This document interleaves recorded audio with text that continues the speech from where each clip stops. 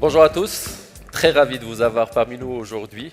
En tout cas, on remercie aussi nos panélistes. Je pense qu'ils nous ont beaucoup éclairés autour de la loi de délai de paiement, avec un débat, je pense, assez animé, avec des avis qui diffèrent.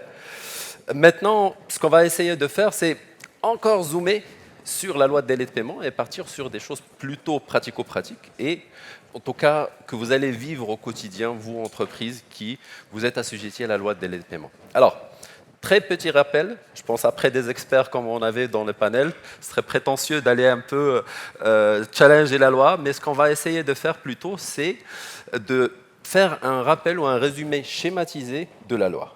Alors, la loi, elle concerne l'ensemble des entreprises au Maroc, des différentes tailles, que ce soit sur la MGE, c'est-à-dire les entreprises qui dépassent les 50 millions de dirhams, et ceux où la loi est déjà appliquée à partir du 1er juillet 2013.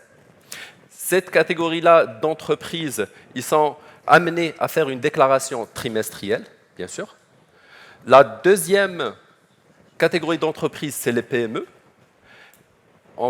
qui réalisent un chiffre d'affaires entre 10 millions et 50 millions de chiffre d'affaires.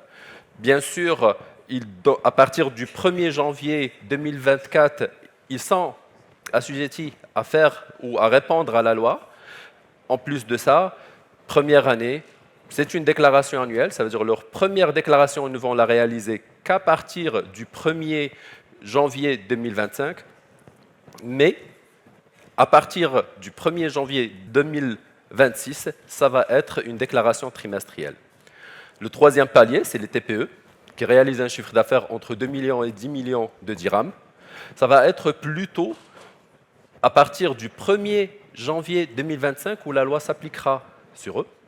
Et ils vont commencer la première année avec une déclaration trimestrielle et par la suite rejoindre l'ensemble de l'écosystème entreprise pour une déclaration trimestrielle. Ce qu'il faut aussi retenir, c'est que les factures depuis le démarrage de la loi en juillet 2023 et jusqu'au fin 2024, il n'y a que les factures qui dépassent 10 000 dirhams qui sont en tout cas où on applique la loi. Mais à partir du 1er janvier 2025, l'ensemble des factures sont concernées par l'application de la loi. Alors, premier, je pense qu'il dit délai de paiement, ça veut dire qu'on est amené à préciser le délai, en tout cas sur lesquels clients et fournisseurs se sont accordés pour effectuer le règlement. Bien sûr, dans un délai qui ne dépasse pas les 120 jours. Au cas où on n'a pas précisé cet élément-là sur la convention ou lors du dressage du bon de commande, systématiquement, le délai, il est sur 60 jours. Après, si on veut donner un petit exemple, et je pense qu'avec des exemples et on calcule, je pense qu'on a une grande population de DAF avec nous, les chiffres, ça vous parle encore plus. On va essayer de faire un petit cas. Ça veut dire, en janvier, vous avez reçu une facture de 200 000 dirhams hors taxe. Sur cette marchandise-là, vous réalisez en général 7% de marge nette, d'accord? Et le délai a été convenu à 90 jours.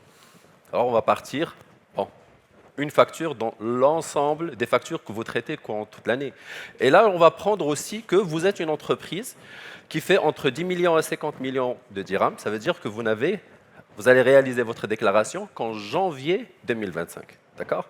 Alors, suite à un oubli, facture pas reçue, un fournisseur, en tout cas qui ne relance pas, parce que vous avez plusieurs en tout cas, commandes chez lui, et c'est une facture entre autres, vous oubliez de régler cette facture.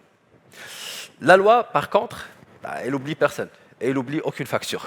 Du coup, ce qui se passe, c'est que, à partir, on a dit, la facture a été reçue en mois de janvier, ça veut dire à partir du mois d'avril, l'échéance est déjà là. Maintenant, ce qui se passe, c'est qu'à partir du 1er avril, c'est le taux de la pénalité qui tombe sur le premier mois, ce qui est de 3%. D'accord? Alors, ça fait dans les 200 000 dirhams, c'est en tout cas 3%, c'est 7 200 dirhams. Bon, le calcul n'est pas fou, parce que tout simplement, la pénalité s'applique sur le TTC, pas sur le hors-taxe. Bien sûr, vous connaissez la suite de l'histoire. Chaque mois qui s'ajoute, c'est 0,8% de plus de pénalité. Et quand est-ce que vous allez vous rendre compte que vous avez oublié cette facture? C'est qu'en essayant de faire effectuer votre déclaration en mois de janvier 2025. On tombe sur un chiffre de à peu près de 23 000 dirhams, ce qui nous donne la pénalité, elle pèse 12% de la facture. D'accord? Ça veut dire aussi que déjà à ce stade-là, vous accusez 5% de perte sèche. Et on va dire, si vous vous êtes rendu compte un petit peu en avant, même si vous avez un problème de trésorerie ou vous vous êtes adressé à un organisme financier, 12%, je pense, il n'y a aucun organisme sur le marché qui applique ce taux-là. C'est juste pour vous dire et pour vous illustrer un petit peu la situation. Et un petit exemple, peut-être, bon, il est un peu pessimiste et on pousse vraiment le bouchon jusqu'au bout, mais ça peut arriver. D'accord? Après, on a vu les pénalités, mais il y a aussi des sanctions. Elles s'appliquent lorsque on ne dépose pas la déclaration, que ce soit on est sur le modèle trimestriel ou annuel. Après, si on dépose la déclaration après le délai, d'accord? Et aussi, si on dépose, mais on ne règle pas. Ce qu'il faut savoir, je pense que les experts tout à l'heure, ils l'ont bien précisé, c'est que le jour où on dépose et on a des amendes, on s'acquitte de ça sur place. Alors, si on ne s'acquitte pas de ça, on a aussi des amendes et c'est réparti selon des paliers de chiffre d'affaires d'entreprise. Il y a aussi un autre élément, c'est que même dans le cas d'une déclaration incomplète, chaque facture oubliée ou erronée, on paie 5 000 dirhams. C'est-à-dire, ce n'est pas 5 000 dirhams sur l'ensemble des factures oubliées. Non, chaque facture qu'on a oubliée, c'est 5 000 dirhams de pénalité. Là, je pense que pour, en tout cas, encore creuser le sujet, j'appelle Abdullah Marrakchi pour nous parler. Merci Abdelrahman. En tout cas, en tant que directeur Sage Maroc et en tant qu'accompagnateur, ça veut dire Sage, éditeur logiciel, accompagnateur des entreprises. Je pense qu'au quotidien, on accompagne énormément d'entreprises. La loi de délai de paiement, pour vous, ça a quel impact sur le marché? Ça a quel impact sur ces entreprises, en tout cas, qui font l'économie du quotidien? Merci Abdelrahman. Donc je pense qu'on va effectivement, on va essayer d'imaginer quels sont les impacts possibles sur l'économie, sur l'entreprise, sur les systèmes d'information de façon globale. Mais permettez-moi, mesdames et messieurs, de revenir très rapidement sur les chiffres qui ont été partagés lors de la plénière. Et je pense que ce sont des chiffres qui concernent une première télédéclaration qui est intervenue à un moment où elle ne reflète pas forcément le vrai état des lieux. Pourquoi? Parce que quand on prend le montant des factures impayées qui est de 4 milliards, 4 milliards c'est 1% des 400 milliards de crédits interentreprises. Hein, donc ça veut dire qu'on est vraiment devant l'arbre qui cache la forêt. Pourquoi? Il y a plusieurs raisons pour ça. 4300 entreprises qui déclarent, 3100 d'entre elles estiment qu'ils n'ont aucune facture en retard. Vous imaginez? Est-ce que, pour vous, ce chiffre... On est bien d'accord que ça ne reflète pas la réalité. Ça veut dire que 2/3 des entreprises qui font plus de 50 millions estiment qu'ils n'ont aucune facture en retard. Il y a des raisons qui expliquent cela. Enfin, je vous avance les miennes. La première, c'est que tous les clients, toutes les grandes entreprises sont revenus vers leurs fournisseurs en leur demandant de changer les dates de facturation. Ils ont ils ont signé des conventions à 90 jours, à 120 jours. Et donc, quand vous avez ça... dans la salle. Pardon? Je vois beaucoup de sourires dans la salle avec la question de convention à 120 jours. Enfin, on est entre nous, je pense qu'on peut se dire les choses franchement. Euh, quand vous avez une facture qui tombe le 1er juillet et que vous vous êtes accordé sur 90 jours de délai, eh bien, à fin septembre, elle n'est pas en retard, même si vous ne l'avez pas réglé. Donc, elle ne rentre pas dans cette compte.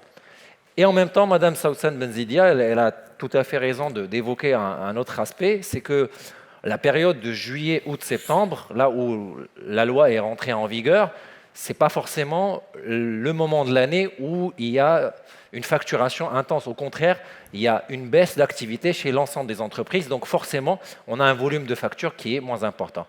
Moi, je vous donne rendez-vous pour fin janvier pour avoir les chiffres de la prochaine télédéclaration. Mais pour moi, pour le moment, on n'a pas encore quelque chose qui reflète la réalité. Cela dit, ce qui est intéressant, c'est que l'administration fiscale, la DGI, a pris une position barre de fer. Il y a des pénalités qui ont été payées. D'accord ? Ça veut dire que la loi, elle est concrète. Des gens ont attendu à ce que ça soit décalé, que ça soit retardé, etc. Ce n'est absolument pas le cas. Et nous avons besoin de ça. Alors, l'impact, c'est ce que je dis, par rapport à l'économie. Alors, par rapport à l'économie, j'aime bien un exemple, c'est l'exemple de l'engrenage. Alors, l'engrenage, c'est les fameuses pièces que vous voyez devant vous, qui sont connectées entre elles. Et il faut imaginer que votre entreprise est une partie de cet engrenage. C'est une pièce dans cet engrenage. Et votre fournisseur est une autre pièce. Et votre client est une autre pièce. Et pour qu'un engrenage, qu'une machine comme ça puisse tourner correctement, on a besoin de lubrifiant.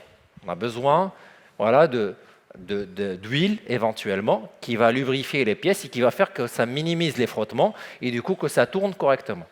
Quand le lubrifiant est là, qui est finalement le cash, c'est l'argent qui circule entre clients et fournisseurs, eh bien toute cette machinerie, elle va tourner à plein régime. On va même pouvoir poser de nouvelles pièces.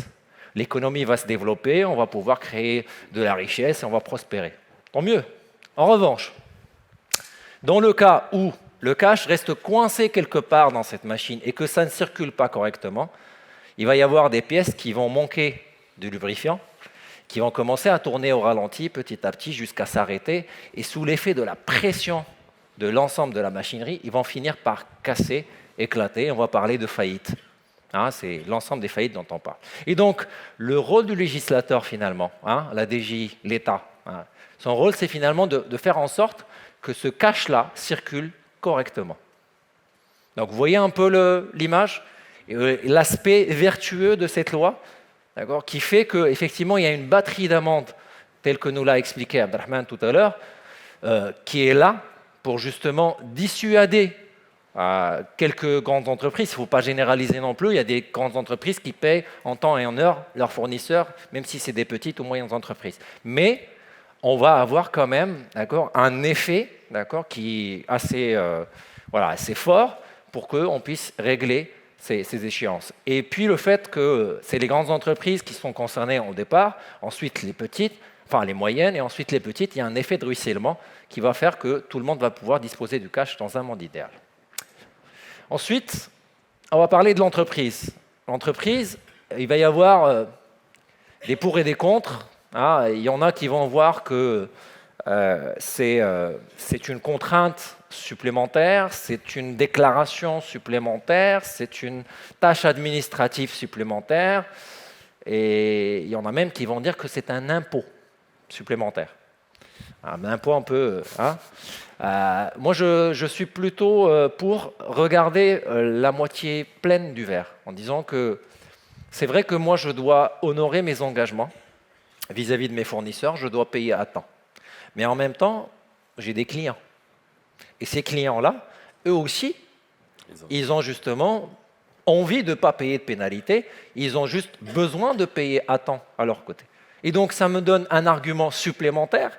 Avant que vous relancez votre client, souvent vous finissez par votre phrase en disant « Monsieur le client, j'ai besoin que vous payiez la facture qui est telle échéance, etc. » Et puis, ça s'arrête là. Là, aujourd'hui, vous pouvez le faire, mais vous pouvez rajouter aussi le fait que, vous avez intérêt à payer cette facture dans les temps, sinon vous vous exposez à des pénalités. Et moi, je ne veux pas ça. Et vous aussi, vous ne le voulez pas. Et du coup, ça converge. Et si ce client vous paye à temps, vous allez pouvoir disposer de la bonne trésorerie pour que vous aussi, à votre tour, vous puissiez honorer vos engagements. Vous voyez un peu ce cercle vertueux. Donc pour moi, cette loi, c'est vraiment une bonne nouvelle. Maintenant, attention aux pièges. Alors c'est là où je voulais, en tout cas, poser une question. Est-ce que la loi, c'est uniquement une déclaration à faire ou l'enjeu est encore plus grand chez l'entreprise? Alors, je l'ai dit tout à l'heure lors du panel, je suis très tenté de refaire l'exercice ici. Si vous le permettez, mesdames et messieurs, je vais vous demander de lever la main toutes les personnes qui exercent un métier de finance, s'il vous plaît. Waouh! Une vraie olé dans un terrain de foot. Hein. Et c'est tout le problème, hein. C'est tout le problème. Tel qu'on l'a dit au départ, encore une fois, vous êtes les plus concernés, on est d'accord, parce qu'il y a une télédéclaration, on est sur des pénalités de retard, des calculs. Forcément, vous êtes en première ligne de mire. Maintenant, pour que cette loi puisse aboutir, puisse être réussie, il faut qu'elle soit portée par l'ensemble des acteurs de l'entreprise. Ce n'est pas possible. Et aujourd'hui, regarder la loi à travers juste le prisme de la télédéclaration est une très grosse erreur. Pourquoi? Parce que, comme je l'ai dit tout à l'heure, la télédéclaration, c'est l'output. C'est vraiment en fin de chaîne. C'est là où vous déclarez. Alors, le risque, vous savez, pour les PME, vous allez faire un peu la politique de l'autruche pendant toute l'année, la tête dans le sable. Vous réveillez en 2025 et vous allez constater les dégâts. En disant, c'est le moment de télédéclarer. Mais entre-temps, vous allez découvrir qu'il y a énormément de factures, que pendant toute l'année, on est entre nous.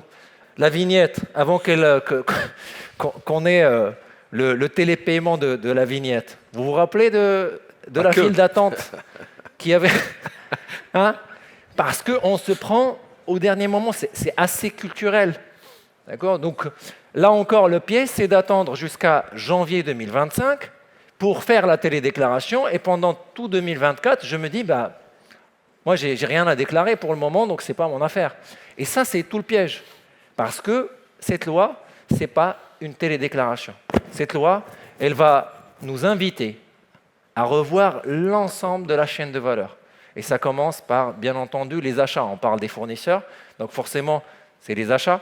Et au niveau des achats, il y a énormément de choses à dire. Et tout à l'heure, on aura le plaisir d'avoir le président de l'AMCA, M. Serhani, qui va nous éclairer justement sur quelles sont les best practices à mettre en place sur la partie process achat pour qu'on puisse conduire convenablement cette loi. Ensuite, il y a la relation client. On a parlé, les achats, parce que c'est toute la relation avec les fournisseurs, mais aussi la gestion de relations clients, c'est tout ce que mes clients me doivent. Et donc là, il faut que je m'assure que mes factures, que je facture correctement, que tout ce que j'ai livré, je l'ai facturé, qu'il n'y ait pas de litige dessus, que j'ai un système de recouvrement, une solution de recouvrement pour automatiser justement les relances. Et tout à l'heure, nous aurons le plaisir d'avoir nos amis de Coveline qui vont nous montrer comment on peut automatiser justement cette partie recouvrement. Et la gestion de trésorerie, parce qu'une fois que j'ai recouvert, j'ai une trésorerie, je vais pouvoir piloter à quel moment j'encaisse, à quel moment je décaisse. Et au final, je vais pouvoir piloter l'ensemble de mon activité, les entrants, les sortants, et pouvoir avoir de l'argent de côté pour pouvoir réinvestir et développer ma compétitivité. Et sur le pilotage d'activité, là aussi, on aura le plaisir d'accueillir Mehdi Benjeloun, qui représente les éditions Coris, qui va nous montrer un formidable outil qui permet de piloter justement l'entreprise d'un point de vue activité commerciale, finance, reporting, et on va même voir un cas d'application sur la partie délai de paiement.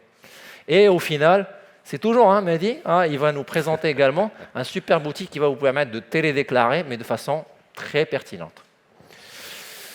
Alors, ça, c'est juste pour dire, encore une fois, c'est tous les métiers de l'entreprise.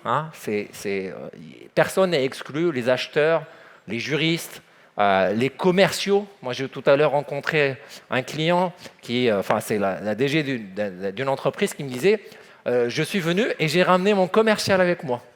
Je dis, mais madame, vous êtes super intelligente parce que normalement, dans la salle, on doit retrouver la moitié, c'est des financiers peut-être et des gens qui gèrent le recouvrement, mais une autre moitié, ça serait plutôt des commerciaux parce que c'est un argument supplémentaire pour faire du business, pour pouvoir recouvrir justement l'argent.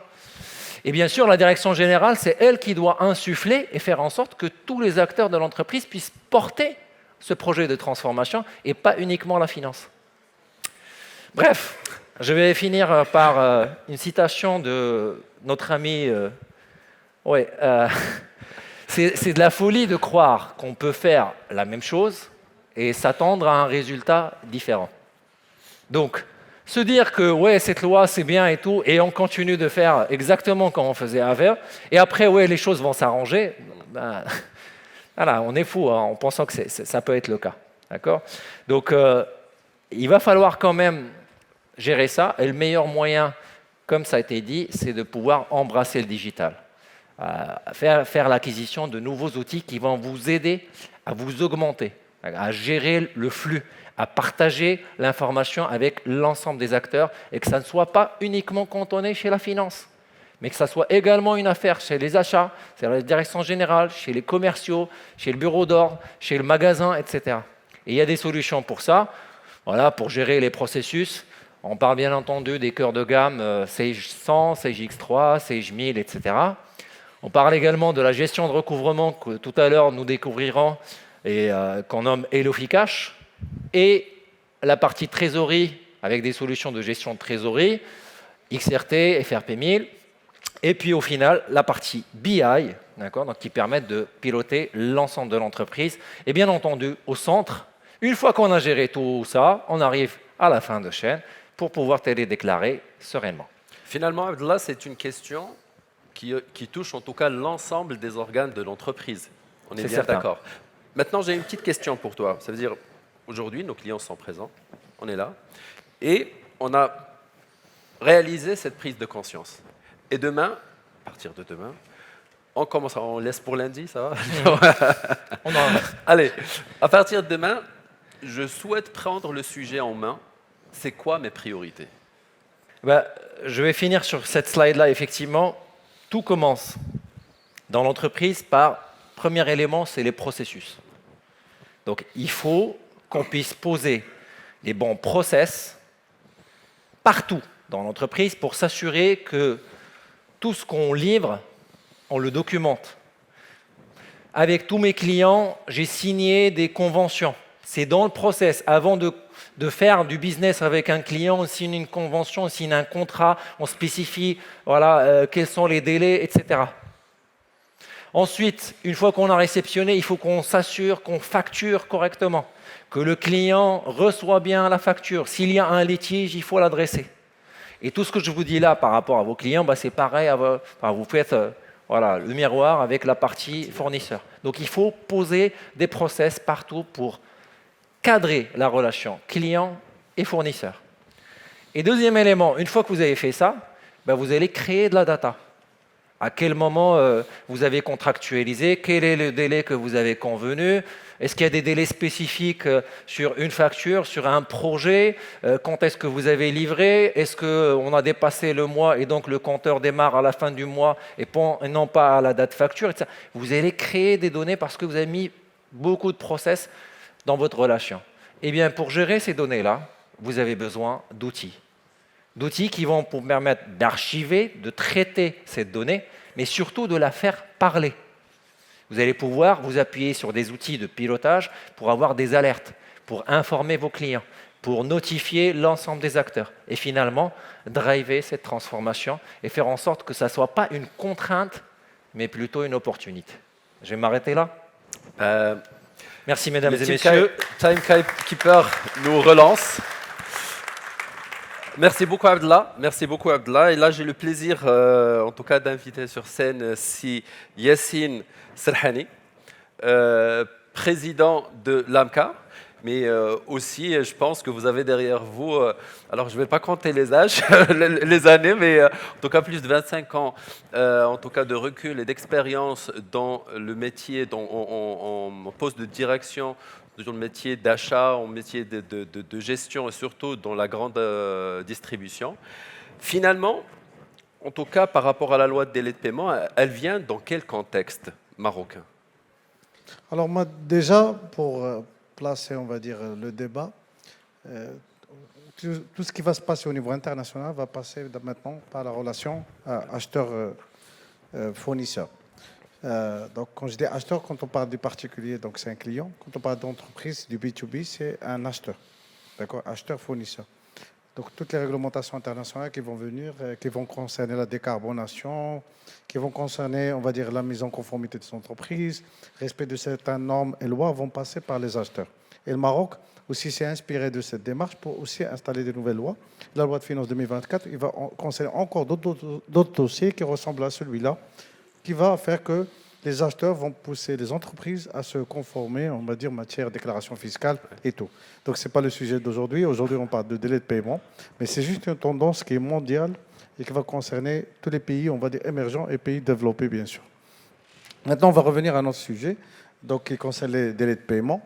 Donc déjà, il y avait le là qui a été donné par Sa Majesté donc, dans sa déclaration lors donc, on va dire, à l'occasion du 65e anniversaire de la Révolution du roi et du peuple. Et il a dit clairement que c'est un problème qui gangrène l'économie aujourd'hui, qui est un peu la cause de mortalité de 40%, comme ça a été présenté ce matin. Et il faut qu'on finisse avec ça et qu'on paye les gens dans les délais pour que les entreprises puissent fleurir et surtout se développer. Donc, moi, je n'ai pas repris les mots par mot, mais un peu le meaning ou le sens de son intervention. Et c'est là qu'il a donné, on va dire, on va dire, aux administrations, aux législateurs, aux entreprises, pour prendre le relais derrière et faire, on va dire, ces réglementations qui va régler, on va dire, le problème des délais de paiement. Aussi, il y a d'autres rapports, on va dire, internationaux. On parle là du rapport de la Banque mondiale, Doing Business. C'est ça qui fait que les fournisseurs viennent au Maroc, que le Maroc devient aujourd'hui, on va dire, un pays émergent. Donc, on était classé en 2010 en 128e position. Et donc, en 2020, 53e position. Mais avec le Covid, vous savez, donc 2020, ça traite les résultats de 2019. Donc là, il est en arrêt, mais je pense qu'on est trop proche. 2024, il va reprendre. On est bien préparé pour le reprendre avec une meilleure position, d'être dans le top 50. Donc ça, c'était très bien. Mais déjà, juste pour détailler le Doing Business, comment cette note est faite. Elle est faite sur la base de 10 éléments qui font que le business progresse ou ne progresse pas. C'est des facteurs de blocage. Et on était, comme j'ai dit tout à l'heure, 128e, donc c'est la partie orange, avec les 10 critères. Donc on parle de création d'entreprise, octroi du permis de construire, raccordement d'électricité, transfert de propriété, obtention des prêts, protection des investisseurs, paiement des impôts, commerce transfrontalier, exécution des contrats, règlement de l'insolvabilité. Et donc là, la partie bleue, c'est le résultat 2020. Et donc, généralement, lorsqu'on est au-dessus de 53e, ce qu'on n'est pas bon, parce qu'on n'est pas, on va dire, au même niveau des autres indicateurs. Et donc là, on est sur 3-4 indicateurs qui concernent cette problématique d'aujourd'hui. On parle de règlement de l'insolvabilité. C'est la partie recouvrement. Quand il y a des litiges commerciaux, on n'a pas pu faire le recouvrement, et donc là, on passe aux instances judiciaires. L'exécution des contrats. Et donc, c'est la partie litiges commerciaux, c'est la partie aussi difficulté de trésorerie, donc c'est en plein mille dans, on va dire, dans les délais de paiement, et la partie obtention des prêts. Et vous voyez, c'est les 3 éléments qui nous manquent aujourd'hui et concernent vraiment cette réglementation. Donc, cette réglementation, je pense qu'il est venu en partie répondre à ces points, on va dire, pas de faiblesse, mais qui sont améliorés parce qu'on est déjà amélioré par rapport à l'historique, pardon. Et donc là, il est venu répondre en partie à la problématique. Et bien sûr, ça va passer aussi par la digitalisation. Et là, on parle bien sûr du secteur public et du secteur privé. Donc voilà, donc là, j'ai parlé de 3 éléments. Donc, et justement, en parlant du secteur public et du secteur privé, on a un peu réduit la présentation. En fait, c'est là où je voulais vous dire, vous avez beaucoup de recul sur cet aspect achat. Pour vous, aujourd'hui, en tout cas que ce soit dans la communauté des acheteurs pour le Maroc ou que ce soit dans en tout cas vos fonctions au quotidien, pour vous, comment ça va se traduire l'impact de cette loi sur, en tout cas vous avez parlé de Doing Business et sur l'économie marocaine, première des choses, et deuxième des choses, chez la fonction elle-même, fonction achat. Bien sûr, comme on va dire, notre fonction, elle a un rôle majeur dans l'entreprise parce qu'il se place en amont de l'activité. C'est-à-dire on est au début du process, après bien sûr la planification stratégique, c'est la fonction achat qui prend le relais, parce que c'est elle qui va, on va dire, développer des produits avec le R&D et le marketing, on va dire, acheter des produits qui vont être transformés pour, on va dire, sortir des produits finis, va acheter des services qui vont être transformés ou se revendus, par exemple dans le cas des négoces. Et donc souvent, on est en amont de la chaîne, on est informé par rapport au marché extérieur, réglementation, et on essaie, bien sûr, avec les ressources de l'entreprise, sortir le meilleur produit possible ou la meilleure prestation possible. Donc ça, c'est un état de fait qu'on soit, on va dire, au début de la chaîne et faire le nécessaire pour que puisse s'adapter. Mais c'est pour cela que ça nous donne une vision globale, on va dire, au niveau entreprise. Et donc l'impact, il est à deux niveaux. On peut parler business, donc toute l'entreprise, et aussi au niveau de la fonction achat. Donc moi, je vais parler des deux, bien sûr. Donc pour business, parce qu'il n'y a pas que les acheteurs parmi nous aujourd'hui, il y a aussi les financiers et les directeurs d'entreprise. Donc on profite pour en parler des deux. Donc là, le premier point, donc la loi qu'il a fait, c'est encadrer les délais de paiement. Donc on sait qu'il y avait des délais abusifs dans l'historique des relations. Et donc là, on a quand même, donc on va dire, un nombre maximum de 120 jours. Là, les activités agricoles sont en train de négocier 180 jours et c'est logique. Mais pour les autres activités, on est sur du 120 jours maximum. S'il n'y a pas d'accord, c'est directement 60 jours. Donc la relation commerciale, elle est encadrée. Donc, et ça fait qu'il y a un certain rééquilibrage du pouvoir de négociation. On n'est pas encore rééquilibré, mais quand même, parce que ce matin, tout à l'heure, ils ont parlé dans le panel donc de ces avantages, on va dire, qu'ils ont les grandes entreprises par rapport aux petites en termes de facilité, donc d'avoir un délai fournisseur confortable et aussi un délai client confortable, chose que n'a pas, on va dire, que n'ont pas les TPE. Donc ça permet au moins de recadrer un peu cette relation. Et le TPE, par la force de la loi, il peut se faire payer, on va dire, dans un délai, sinon le fournisseur, on va dire l'acheteur, il va payer, on va dire, des pénalités. Réduction des retards de paiement. Donc l'objectif, c'est de stabiliser, on va dire, donc la trésorerie de l'entreprise, surtout la stabilité financière de l'entreprise, et améliorer sa trésorerie pour pouvoir justement faire face à ses charges et continuer son activité. Donc aussi, ça rentre dans la continuité de l'activité, c'est très important.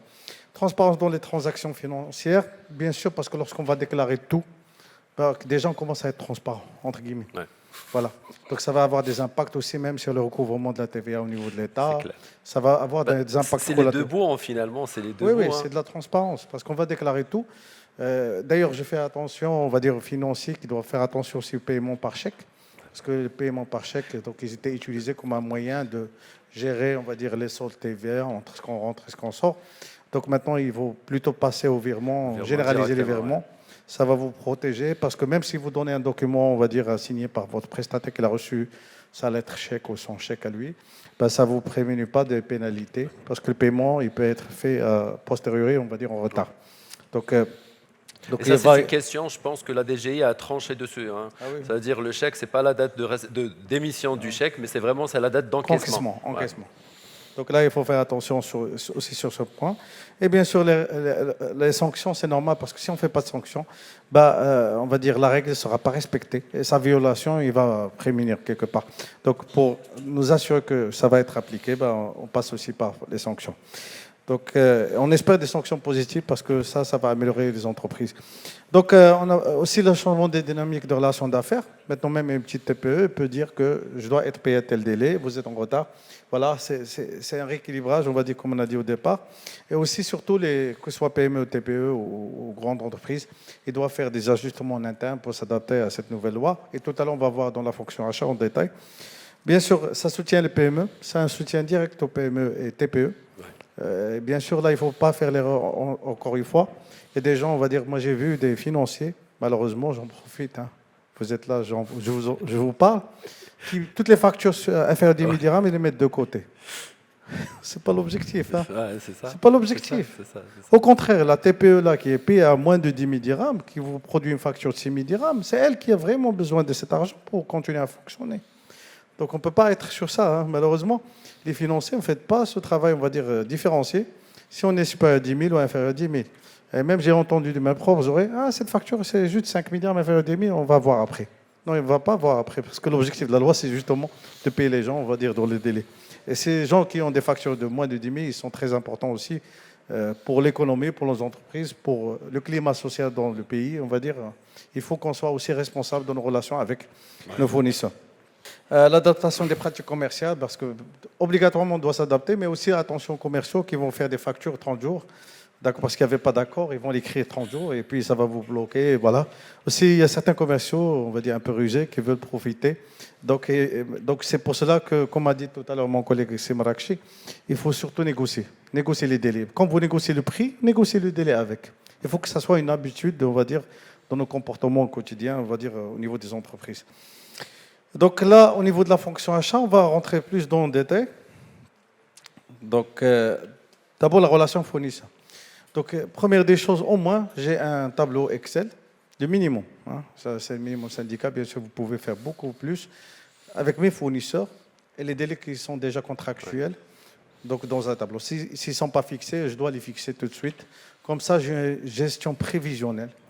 Aussi, ça va aider aussi la trésorerie à gérer les flux. Donc, gestion prévisionnelle de mes transactions commerciales futures.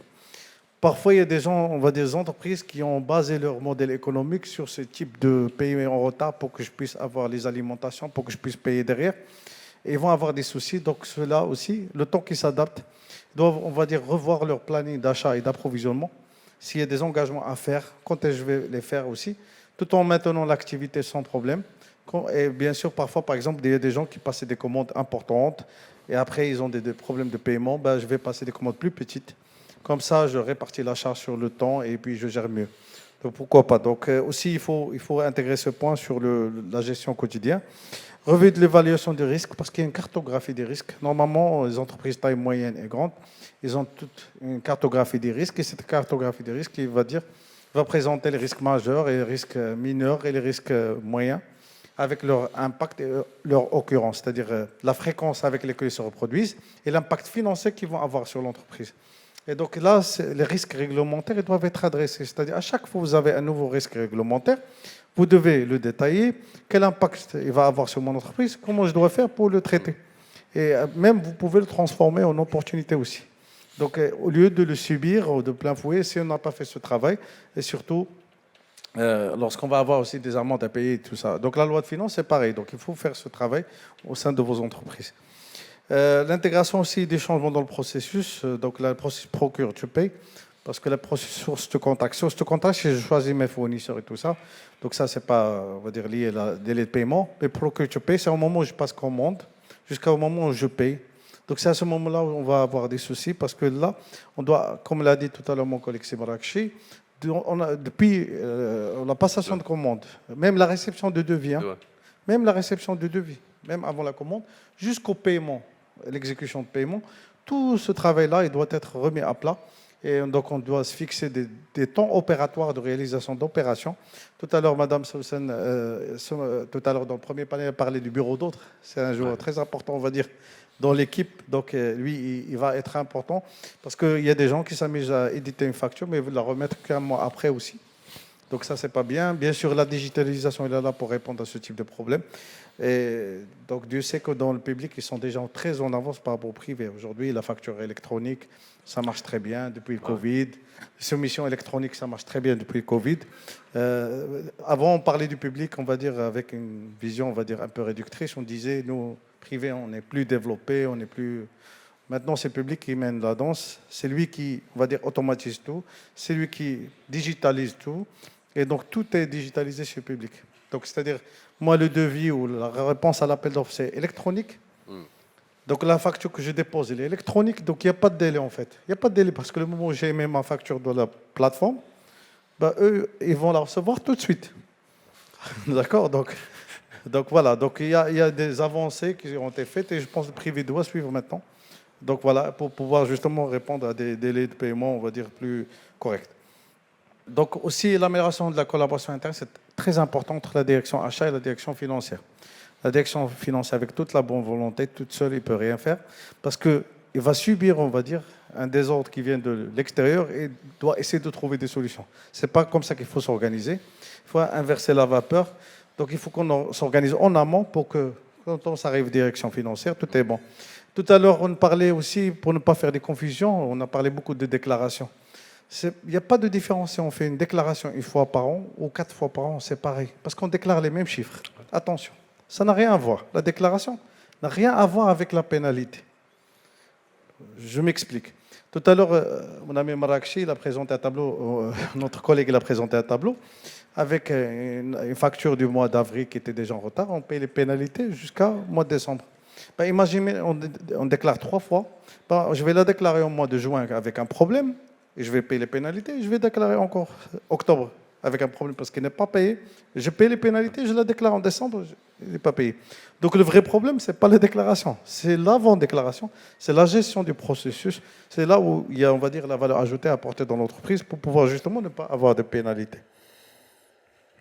Bien sûr, la communication entre la direction achat financier doit être fluide maintenant, très rapide, directe. Et bien sûr, les systèmes ils permettent ça aussi. L'amélioration de la gestion budgétaire, on a parlé de ça, mais aussi côté achat. C'est des achats gros, importants qu'il faut passer. Et on doit s'assurer que vraiment on a besoin aujourd'hui. Est-ce que je dois acheter? Oui. Est-ce que je dois acheter maintenant? C'est une question. Comme ça, les équilibres financiers ne seront pas, on va dire, déstabilisés. Sinon on évite aussi les pénalités.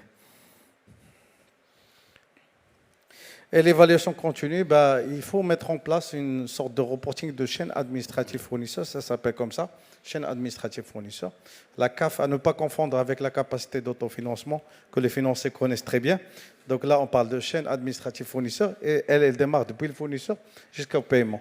Donc tous ces gens-là à l'intérieur, donc les achats, le réceptionnaire, celui qui passe commande et tout ça, toutes ces personnes-là, ils doivent se mettre autour d'une table, avoir un tableau de bord commun et avoir aussi des KPIs qui soient pilotés et améliorés en continu.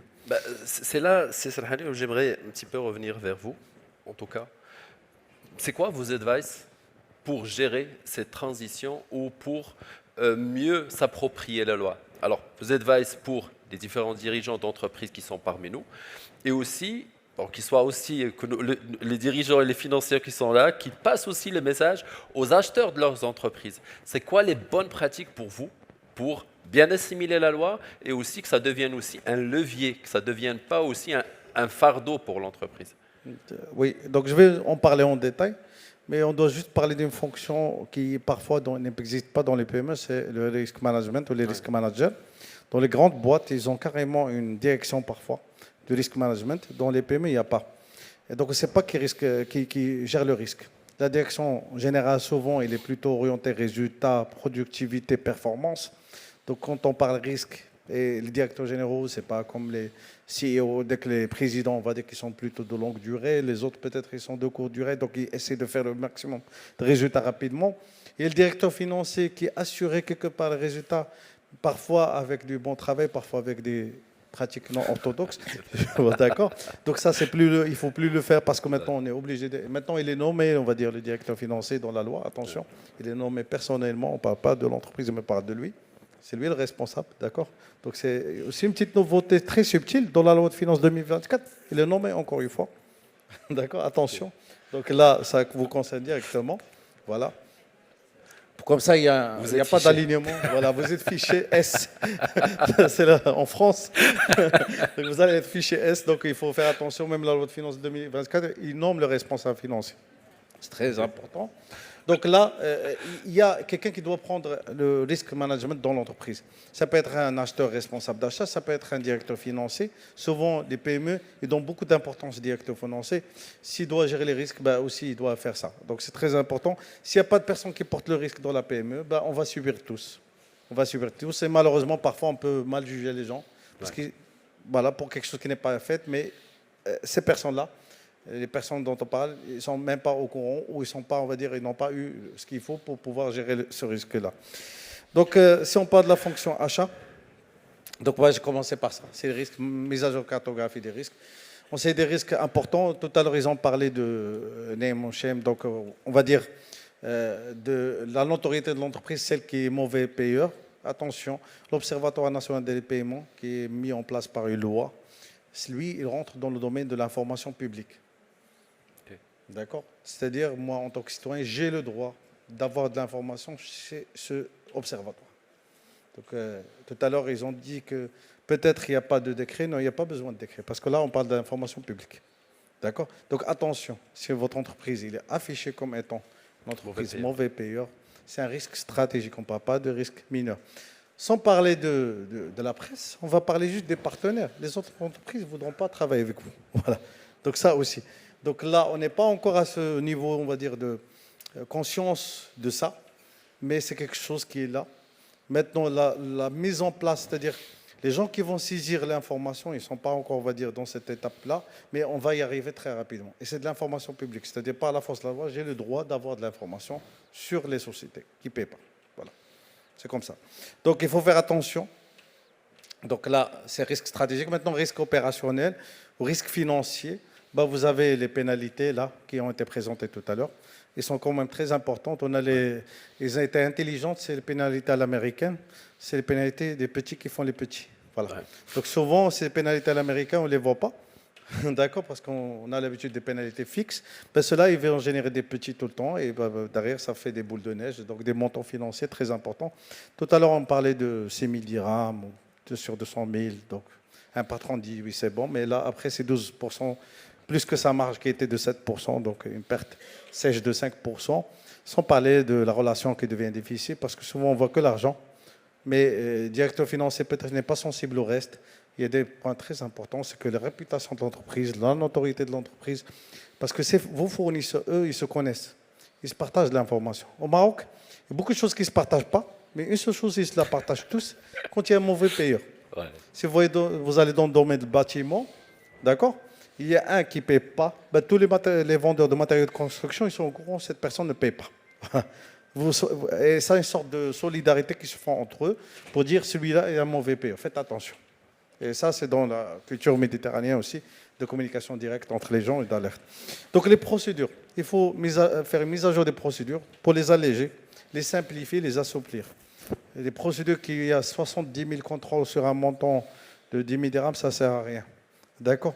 On a un historique, on va dire, une historique de défaillance, on a un historique des irrégularités, de non-conformité. On doit savoir piocher dans cet historique pour décider juste les contrôles qui ont une valeur ajoutée dans la chaîne et ne pas provoquer des ruptures de chaîne plusieurs fois, d'accord, dans cette procédure de paiement, parce qu'après, ça devient très compliqué pour payer les gens.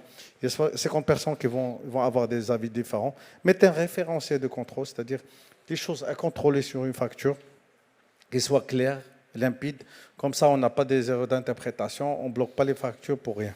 Donc ça, c'est très important. Les process, là, ce n'est pas les procédures, c'est la dématérialisation. D'accord ?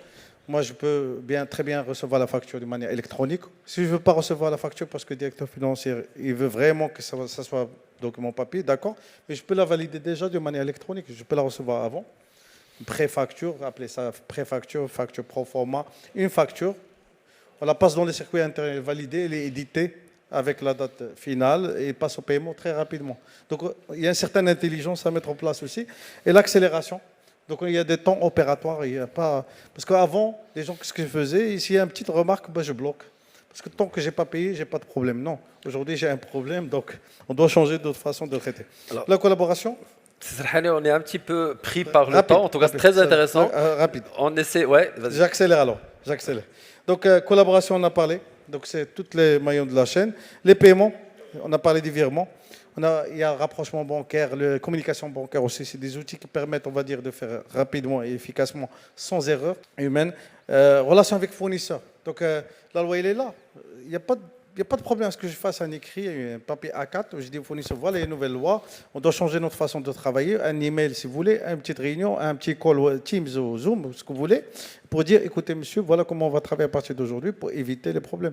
Donc il faut une communication ad hoc par rapport à ce sujet que vous faites avec vos fournisseurs. Les paiements, donc on a parlé tout à l'heure, voilà, le reporting horizontal CAF, chaîne administrative fournisseur, et le route de DMIC, c'est-à-dire c'est pas parce qu'on a mis en place ça, on va se reposer sur nos lauriers parce qu'on va avoir aussi des déclarations trimestrielles annuelles sur les années à venir. On doit rapidement, on va dire, garder en œil, on va dire, un radar, un tableau de bord qui va nous dire que tout se passe bien ou il commence à avoir des soucis pour y remédier sans délai. Alors, M. Serhani, merci beaucoup. Je sais que, alors vous ne le voyez pas, mais ici on a un chrono qui parfois nous bouscule. Merci beaucoup, merci pour votre intervention et pour vos éclairages. Et je pense que le message a été très bien transmis de manière à vraiment zoomer sur cet aspect début de la chaîne, vraiment au niveau des achats. On est réellement sur le début de la boucle et que vraiment c'est une question de gestion de tout le process qui va suivre par la suite. Merci beaucoup, M. Serhani. Merci beaucoup. Alors, Tout de suite, j'appelle Mehdi Benjeloun, en tout cas, pour nous parler de délai de paiement, mais avec un autre... avec un autre aspect, mais plutôt technique. Depuis tout à l'heure, Mehdi, on parle de loi délai de paiement, on parle de déclaration, de télédéclaration. Alors, comment réaliser cette déclaration? Comment la réaliser et c'est quoi les étapes à suivre, et ainsi de suite. Dites-nous tout. Ben, déjà, bonjour à tout le monde. C'est vrai que depuis tout à l'heure, on parle théorique. Donc, ce qu'on va essayer de faire, c'est de rentrer dans la pratique. Et comme la plupart donc, des panélistes l'ont dit, la déclaration loi 6921, c'est pas juste produire un fichier XML, c'est toute une stratégie. Alors, ce qu'on va faire tout de suite, c'est que je vais essayer de vous montrer dans une première vidéo la solution qui va vous permettre d'analyser certains KPI qui vous permettra de prendre des décisions.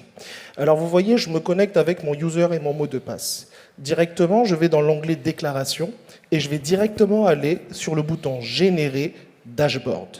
Lorsque j'ouvre le dashboard, vous allez avoir des indicateurs.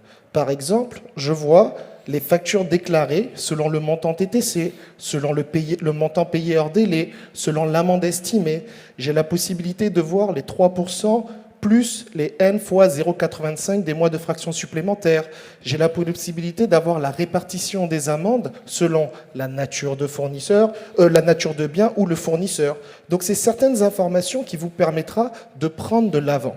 En bas, j'ai des indicateurs selon le type de facture, le type de livraison, mais aussi la répartition par mois. Et en bas, très important, vous avez par fournisseur et par facture le montant non encore payé, le retard moyen et aussi l'information sur l'amende estimée. Alors, voilà comment la plupart des entreprises marocaines pourront prendre les devants sur cette fameuse loi 6921. Ok, là vous me dites que avant de faire la déclaration, il faut piloter tous ces indicateurs en relation avec la loi sur les délais de paiement. Exactement. On est bien d'accord. C'est Mais exactement ça. tu sais, Mehdi, on n'a toujours pas notre déclaration. On est bien d'accord. Alors, comment Intui EDI pourrait aider les entreprises, en tout cas celles qui ont déjà déclaré, je pense que plusieurs entreprises l'ont utilisé, d'autres, une autre déclaration commencera en tout cas pour le deuxième trimestre à partir du mois de janvier. C'est quoi les principales étapes pour réaliser une déclaration, sa déclaration loi de délai de paiement? Très bien. Alors regardez, on va regarder ensemble ce fameux schéma de fonctionnement. Il est subdivisé en 3 parties. La première, c'est l'automatisation de la récupération des informations qui proviennent de vos logiciels de gestion. Vous êtes tous utilisateurs de la ligne 100, de la ligne 1000, de X3 ou même d'Excel. Alors la première étape, c'est comment nous allons se connecter à vos logiciels de gestion. La deuxième étape, qui pour moi est la plus importante, c'est la mise en place d'un assistant de télédéclaration qui vous permettra de valider les factures à télédéclarer. Et enfin, la troisième étape, c'est celle dont tu parles, c'est la capacité à récupérer, à produire ce fameux fichier XML à déposer sur le site de la DGI, mais aussi produire le fichier à transmettre au commissaire aux comptes. Alors, ce que nous allons voir, c'est la première partie. C'est comment nous allons récupérer l'information à l'intérieur de vos logiciels de gestion. Je me reconnecte à l'application, je mets en place mon user et mon mot de passe. Une fois que j'arrive dans l'interface, je vais faire ce qu'on appelle la configuration. Cette étape va être réalisée par les intégrateurs qui vous accompagnent. Alors vous voyez sur la gauche, vous avez les éléments de déclaration qui constituent en fait aux éléments qui vont se trouver dans ce fameux fichier XML. Sur l'autre côté, vous avez les informations qui proviennent de vos logiciels de gestion. Alors la seule chose à faire, c'est quoi? C'est de créer le mapping entre les informations à télédéclarer avec les informations qui se trouvent dans vos logiciels Sage. Une fois que c'est fait, eh bien, vous cliquerez tout simplement sur « Déclaration » et « Importer ». Et là, qu'est-ce que je vais faire? Je vais tout simplement créer les différents filtres qui vont me permettre de récupérer les informations dont j'ai besoin pour gérer ma télédéclaration. Parfait. Maintenant, le mapping est fait. La solution est connectée avec ma solution de gestion, que ce soit la Sage 100, l'X3, 1000. Ou même si j'ai de la data qui est traitée à l'externe, je peux la connecter et aussi puiser de l'information dessus. On est bien d'accord. C'est exactement ça. Deuxième étape. Mais la deuxième étape, pour moi, c'est la plus importante. C'est comment nous allons vous accompagner à faire le bon choix et surtout à valider les bonnes factures. Alors, encore une fois, je me connecte à l'application avec mon user et mon mot de passe. Et cette fois, ce que je vais faire, c'est que je vais rentrer au niveau de déclaration et je vais aller sur le bouton qui s'appelle Assistant de validation. Lorsque je clique sur ce bouton, qu'est-ce que je vais avoir? Je vais avoir sur la gauche la liste de mes fournisseurs et le nombre de factures qui auront été récupérées de votre logiciel Sage ou d'Excel. Lorsque je clique sur un des fournisseurs, j'ai la liste de toutes mes factures, la date de facture, le montant de la facture, la date d'échéance, le payé hors délai et la date de paiement.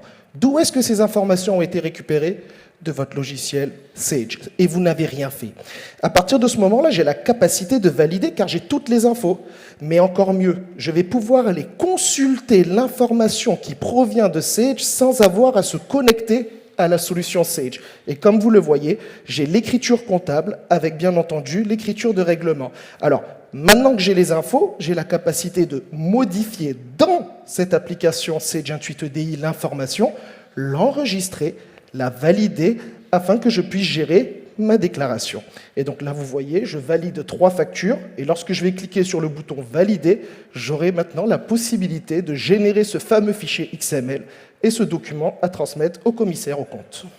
Alors, excusez-moi, mais je parle sous votre contrôle. Là, on est vraiment dans le dada des financiers. Ça veut dire, tu nous automatises tout, mais quand même, tu me laisses la main pour modifier ce que j'ai envie de faire. Est-ce qu'on est bien d'accord? Ok, elle est où ma déclaration? Elle est où mon listing de factures que je dois proposer à mon expert comptable, mon commissaire aux comptes ou mon comptable agréé? Comme vous l'avez vu et comme je l'ai expliqué, on est sur 3 étapes. La première étape, je récupère via un connecteur. La deuxième étape, j'ai créé mon fameux mapping. J'ai utilisé cet assistant de validation pour prendre mes décisions et maintenant je dois produire ce fameux fichier XML. À partir du moment où j'ai utilisé l'assistant de validation, vous êtes d'accord qu'on a validé des factures. Une fois que ces factures sont validées, je vais tout simplement cliquer sur le bouton « Générer rapport ». Qu'est-ce que j'aurai? Le fichier à transmettre au commissaire aux comptes qui constitue l'ensemble des numéros de facture, la date de facture, le numéro, le nom du client, donc toutes les infos dont j'ai besoin à transmettre au commissaire aux comptes. Le deuxième bouton sera tout simplement « Générer fichier XML ». Et là, vous avez le fichier XML à transmettre au site de la DGI. Et il est juste très important de vous dire, je vais parler un peu technique, mais nous avons une notion de XSD qui est un contrôle du fichier XML. Nous avons intégré ce fichier XSD à l'intérieur de l'application. Cela veut dire que si Intuit EDI génère un fichier XML, cela veut dire que quoi qu'il arrive, il sera intégré proprement sur le site de la DGI. S'il y a une erreur, vous aurez directement un message d'erreur avec ce qu'il faut modifier avant de produire ce fameux fichier. Mehdi, un petit changement de programme, planning. On t'attend dans un autre atelier. Alors, on va enchaîner avec nos amis Najat et Richard et on te retrouvera par la suite. Merci beaucoup. Je vous remercie. Merci à vous. Alors, j'invite tout de suite Najat et Richard. Alors, depuis tout à l'heure, on parle de délai de paiement. On parle de la relation avec le fournisseur. Là, je pense qu'on va tourner la parabole. Bon, c'est ancien la parabole, c'est ça. on va tourner de l'autre côté, mais vraiment dans la relation client. Parce que jusqu'à présent, je pense que c'était un petit peu dans le schéma, de relancer mon client pour se faire payer. Parce que c'était dans l'entretien de la relation client, je ne peux pas le relancer, je ne peux pas trop pousser, je ne veux pas entrer avec lui en litige parce qu'on est encore dans le business.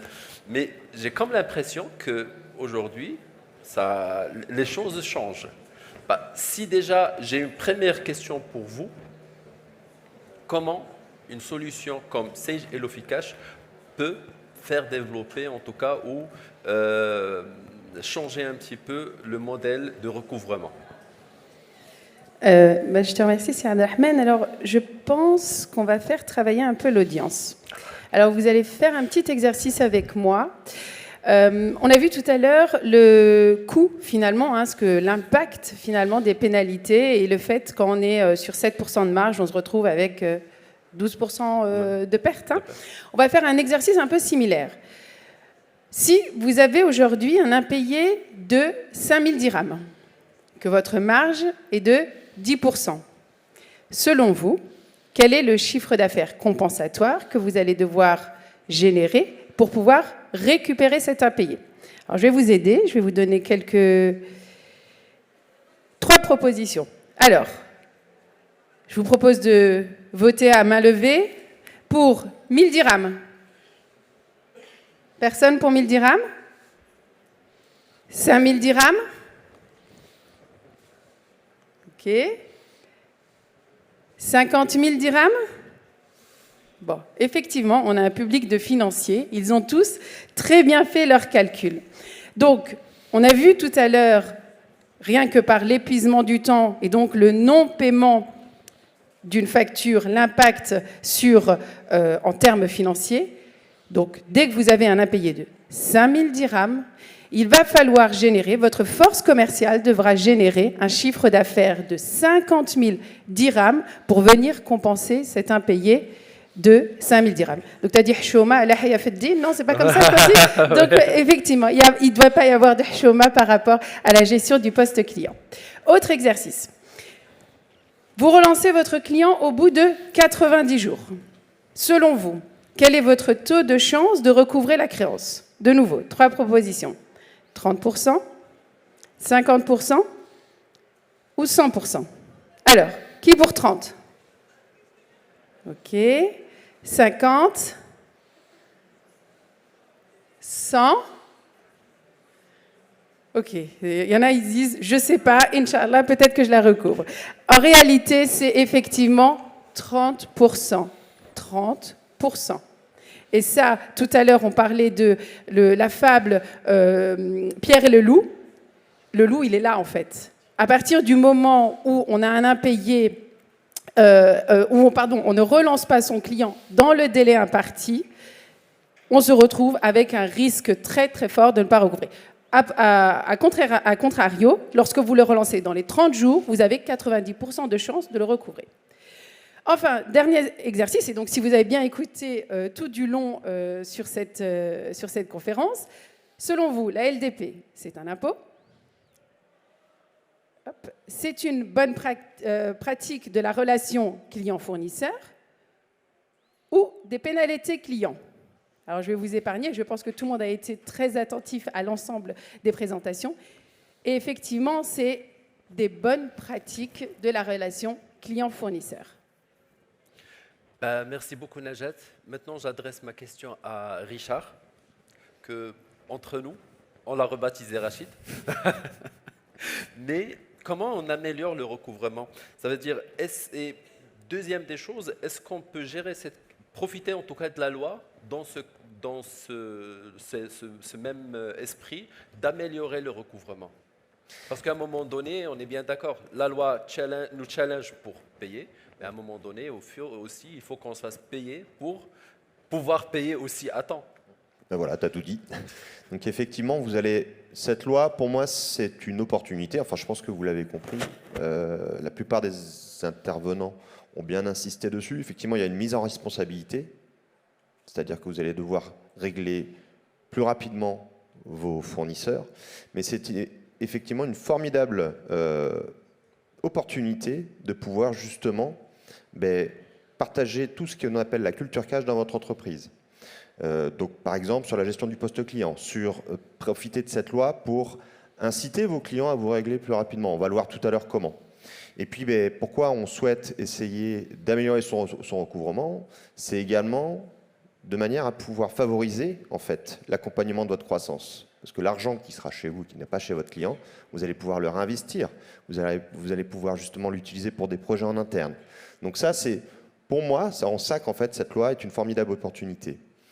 Et puis tout simplement parce qu'en fait, on l'a dit, Abderrahman l'a dit, vous allez devoir régler plus rapidement vos fournisseurs. si vous ne faites pas le même exercice avec vos clients, vous allez avoir un impact négatif sur votre trésorerie. Donc vous avez tout intérêt à vous mettre justement en marche, on en parlait tout à l'heure de mise en place de process, d'outils qui vont vous permettre, en fait, derrière, de pouvoir avoir plutôt un effet bénéfique sur votre trésorerie que l'inverse. En gros, de ne pas subir cette loi, mais justement d'en tirer profit. Alors, comment s'en saisir?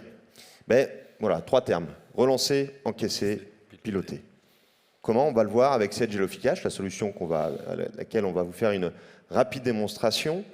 Une solution comme Sage HelloFreeCash va pouvoir permettre de piloter tout le process de la facturation jusqu'à l'encaissement. Comment? En scénarisant, par exemple, vos relances. En les contextualisant, donc en s'appuyant sur, justement, la loi. On va le voir comment. En automatisant, parce que c'est pareil, l'objectif, on en parlait tout à l'heure, c'est quand on est dans une entreprise, c'est mettre en place des process et faire en sorte que ces process soient le plus optimisés possible, que vous gagnez en productivité, mais également en pilotant. C'est-à-dire que vous allez avoir besoin d'outils qui vont vous permettre de piloter justement ces actions sur la gestion du poste client, d'accord, de manière à rentrer dans une attitude d'amélioration continue. Pour illustrer ça, on a pris 2 cas, ce qu'on appelle 2 use cases. Je vais aller assez vite, parce que je vois que le temps plus tourne. Sur justement comment un outil comme Sage HelloFreeCash va pouvoir vous permettre de relancer tout en gagnant en gain de productivité. Donc, comme l'outil Intuit EDI, Sage HelloFreeCash en fait, va se connecter avec votre outil comptable, Sage Champ, Sage FRP 1000, Sage X3, d'accord? Et va en fait embarquer toutes les factures. À partir de là, on va avoir mis en place, au travers de Sage HelloFreeCash, un scénario. C'est-à-dire qu'on va scénariser, par étape, ma relance. Donc dans le cas ici, il va y avoir une relance 1. À plus 10 jours de l'échéance, une relance 2. Je vais changer le média parce que je vais pouvoir décider de solliciter mon client soit par WhatsApp, soit par email, soit par courrier. Et puis à plus 25 jours suite à l'échéance, je vais demander en fait à mes chargés de relance de contacter directement mon client. Donc dans les faits, comment ça se matérialise sur l'outil Sage HelloFreeCash? Je crois qu'il faut que je rappuie une fois. Et ça va partir. Voilà. Donc là, vous avez face à vous l'outil Sage HelloFreeCash dans lequel vous allez retrouver l'ensemble des informations liées à votre client. Donc ces informations qu'on aura récupérées de votre ERP comptable ou d'autres outils. Ensuite, toutes les écritures comptables, toutes les factures. D'accord? Et on va faire un petit focus sur cette fonctionnalité, donc qui est la fonctionnalité relance, dans laquelle on va pouvoir identifier donc, sur quel scénario de relance, sur quelle stratégie de relance se trouve mon client. Donc, vous voyez, je clique, j'arrive, je vois que le scénario actuel est un scénario grand compte, c'est-à-dire qu'un outil comme Sage HelloFreeCash va vous permettre, n'oubliez pas, de contextualiser en fait votre relance en fonction de est-ce qu'il s'agit d'une administration, est-ce qu'il s'agit justement d'une grande entreprise, d'une PME, d'une TPE, d'accord? Et je vais pouvoir en fait avoir le détail de mon scénario de relance juste en cliquant dessus. Dans ce cas-là, j'ai en fait déclenché une pré-relance, on l'a dit tout à l'heure, une personne du panel l'a dit tout à l'heure. L'idée, c'est de pouvoir faire des pré-relances de manière à alerter en fait votre client sur le fait qu'il aura peut-être des pénalités à régler. À plus qu'15 jours, je vais envoyer un deuxième courrier où là, on ne le voit peut-être pas de manière très visible, je vais intégrer en fait la notion de pénalité, c'est-à-dire que l'outil va avoir la capacité de calculer automatiquement le montant de l'amende auquel sera assujetti votre client parce qu'il ne vous a pas payé. L'objectif de ça, c'est quoi? C'est de faire ce qu'on appelle un effet de rupture auprès de vos clients, de manière à ce qu'ils se disent il faut que je paye, parce que sinon je vais devoir payer ce montant à la DJ. Et à plus 7 jours, s'il ne m'a pas payé, je vais loguer en fait un appel téléphonique dans l'agenda qui est dans Sage HelloFreeCash de mon chargé de recouvrement pour qu'il puisse appeler directement quand il se connecte ce client parce qu'il n'a pas payé. Voilà un exemple d'application en termes de scénarisation, vous voyez, de votre process de recouvrement. Donc à la fois, je vais mettre en place un process, des process, et je vais bénéficier en fait d'un outil qui va me permettre d'automatiser en fait toute cette chaîne en fait de recouvrement.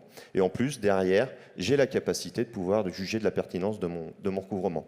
Tout ça, on le disait tout à l'heure, l'objectif, c'est aussi de pouvoir le piloter. Donc, Sage HelloFreeCash va vous permettre, derrière, de suivre l'état d'avancement de vos relances. D'accord? Savoir quelles entités ont été relancées, quels scénarios ont été relancés, de pouvoir voir justement, parce qu'on va tout archiver, les dernières relances qui ont été effectuées. D'accord? Et puis derrière, d'avoir en fait un dashboard qui va vous permettre de piloter. Deuxième use case, on en a parlé aussi, je crois, tout à l'heure. Vos clients vont pas vous payer, pas tellement parce qu'ils ne peuvent pas, mais parce que justement, il y a un problème de conformité. Conformité sur la facture, conformité dans la livraison de la prestation. Donc, l'idée, c'est de pouvoir traiter ces sujets assez rapidement. Comment? Ben, vous voyez, une fois de plus, facture, Hellofi Cash, je vais envoyer un email de relance auprès de mon client avec les duplicata.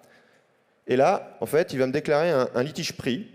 Et en fait, l'objectif, c'est de se dire, et là, on va commencer à rentrer dans le fait qu'on va essayer d'associer d'autres personnes, pas que la finance, mais dans la résolution de ce litige et dans le déclenchement du paiement. Là, j'ai sollicité le commerce par un workflow, on va voir comment, automatiquement, de manière à résoudre le litige. Vous voyez, je me retrouve en fait sur cette Hellofi Cash. Maintenant, si je me mets en application, je vais aller en fait sur mes onglets écriture, je vais sélectionner mes deux factures qui sont concernées par ce litige, parce que je l'ai eu au téléphone. Je vais en fait pouvoir sélectionner la fonctionnalité créer un dossier, litige, avec le litige pris avec suivi. Vous voyez, j'ai un certain nombre de litiges qui me sont proposés. Je vais enregistrer le dossier et là, en faisant ça, un workflow va partir directement auprès du... un workflow va se déclencher et va envoyer un mail directement auprès du commercial qui, lui, n'a pas accès à Hellofi Cash, à l'application. Pour autant, il va pouvoir communiquer. C'est-à-dire qu'il va recevoir exactement ce mail qui lui demande de commenter. Il va cliquer en fait sur un lien qui va le ramener vers un formulaire web que vous avez là, et en fait, dans lequel on lui demande est-ce que ce litige est justifié ou non. Aide-moi en fait à résoudre ce litige. Je vais répondre oui, je vais pouvoir mettre commentaire. Effectivement, un avoir est à réaliser en fait sur ce dossier. Le commercial envoie la réponse. Une fois de plus, lui n'a pas accès à Hellofi Cash. Et derrière, la réponse va être prise en compte dans le planning et priorité, donc l'agenda du chargé de relance. Vous voyez, vous allez avoir en fait une ligne sur le retour commercial en dessous avec le numéro 3. Moi, gestionnaire, je n'ai juste en fait qu'à cliquer sur le numéro 3, repérer l'action. Effectivement, j'ai le retour de mon commercial. Je vais aller sur l'action, je vois qu'il me dit que le litige est justifié, qu'il faut que je fasse un avoir. J'enregistre, je vais directement sur mon dossier litige et je n'ai plus qu'en fait à clôturer le litige. L'avoir est effectué, le litige est traité, je peux passer en fait à une autre action.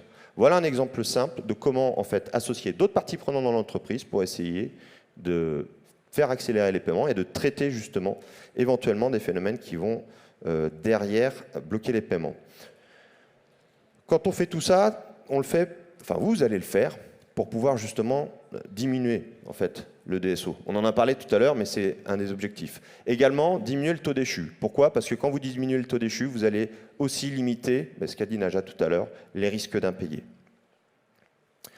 Je vais aller très rapidement, vous l'avez vu, en fait, Hellofi Cash, c'est une couverture fonctionnelle à 360 degrés qui va embarquer tous les modules que vous avez sous les yeux, d'accord? En particulier, les vues compte, interaction client, contact, nous on considère que c'est un CRM financier. La capacité aussi de pouvoir, comme on l'a vu, interagir avec d'autres parties prenantes de l'entreprise, autres que celles qui sont concernées par le recouvrement, et puis bien évidemment de pouvoir piloter ces activités au travers de reports automatiques, d'outils de BI et d'analyse pilotée. Parfait. Ben, merci beaucoup, Richard. En tout cas, moi, si je peux synthétiser, c'est que, première des choses, on sait gérer les relances. Et qui dit relance, ça veut dire être dans le préventif. Maintenant, deuxième des choses, c'est aussi, je gère toute cette partie litige, en tout cas parce que même la loi elle a prévu ça, c'est que le compteur ne peut s'arrêter qu'en déposant un recours en justice. Et bien sûr, si on a raison, ben, les compteurs peuvent être modifiés, mais si on n'a pas raison, ben, on paie tout. D'accord? Troisième point, c'est, on va dire, le pilotage de toute cette machine qui est le recouvrement, voilà, ce qui va soulager et la trésorerie et aussi être conforme.